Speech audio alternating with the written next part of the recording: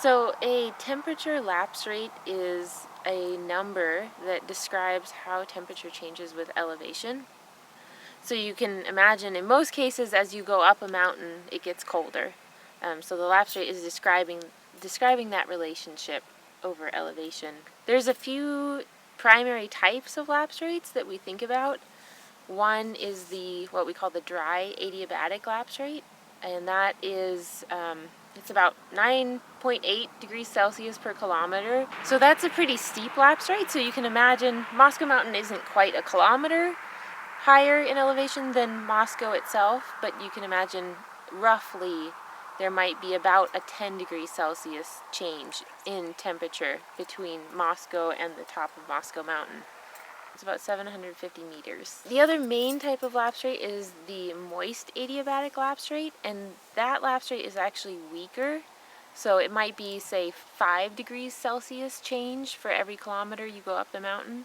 And the reason it's weaker is because when you have moisture in the air and that air parcel goes up, it's cooling, and eventually the water vapor in the air parcel condenses, and that releases heat.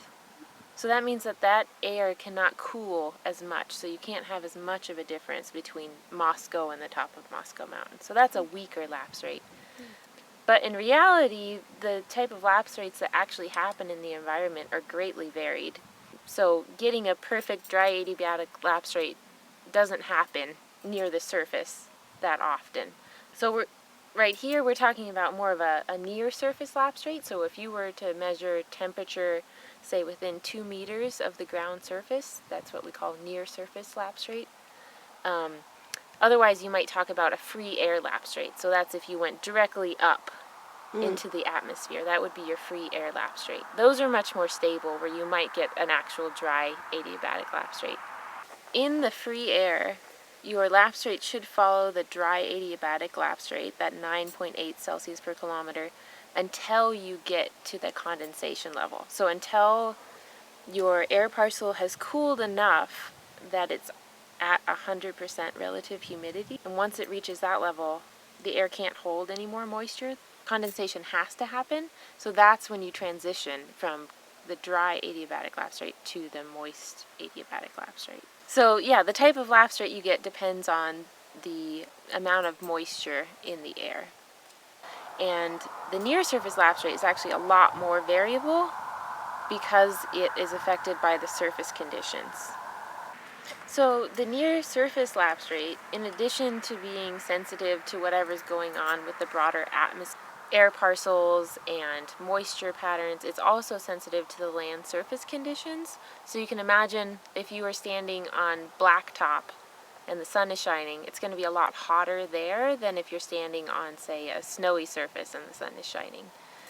So those same sort of effects, I'm talking about albedo here, or the reflectivity of the land surface, those really strongly affect the lapse rate. So for example, on Moscow Mountain here, we have a lot of conifers. They're very dark, so they have a low albedo, so they're absorbing a lot of the heat, not reflecting it. And this heat I'm talking about is from the sun. So in contrast, these wheat fields that we're sitting in here have a lighter color, so they have a higher albedo, which means they're reflecting more solar radiation. So differences like that, also differences in the soil moisture or whether there's snow cover or not, all of these sorts of things can affect the near surface lapse rate. So there's a lot of variability. So you could get a lapse rate that's even stronger than that dry adiabatic lapse rate of 9.8 Celsius per kilometer. So you could have a difference of, say, 15 degrees Celsius between Moscow and Moscow Mountain. Okay, so another thing to think about with this near surface lapse rate is there's this potential for inversions.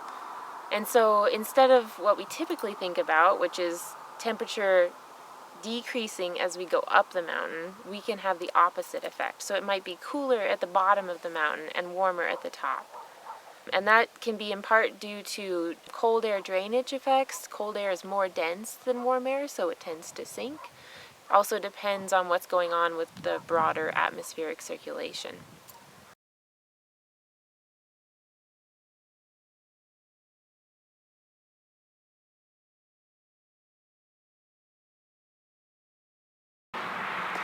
So you can imagine this temperature gradient as we go up the mountain has an effect on the ecology of the mountain. So if we're 10 degrees colder at the top of Moscow Mountain, there's going to be different plants and animals that exist there than we have here in town.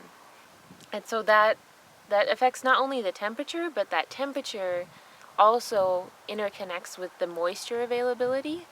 So, for example, you can think about the snowpack on top of Moscow Mountain is typically a lot deeper than it is here in town. So that deeper snowpack is going to be suitable for different species than a shallow snowpack is. So another thing to think about in terms of microclimates on mountains is the aspect. So, for example, here on Moscow Mountain, this side is generally south-facing, and that's the part facing Moscow. And so, as you can see right now, this side is getting the sun, whereas the north side is getting shade. And so typically, when we're on the south-facing slopes of mountains, we have a drier, warmer climate. You might have species there that don't need quite as much moisture, whereas if you go over to the north side of Moscow Mountain, we're going to have a little bit more moisture in the soil typically. We're going to have plants that want more moisture, so there's probably more cedars on the north side of Moscow Mountain than on the south side, and more grasslands on the south side.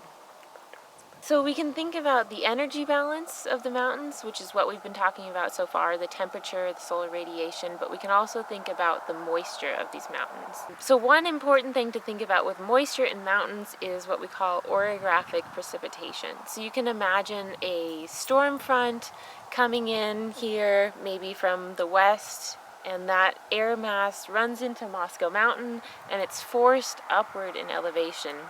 And as it's forced up, that air cools, and the moisture that we talked about earlier, the moisture in that air mass starts to condense.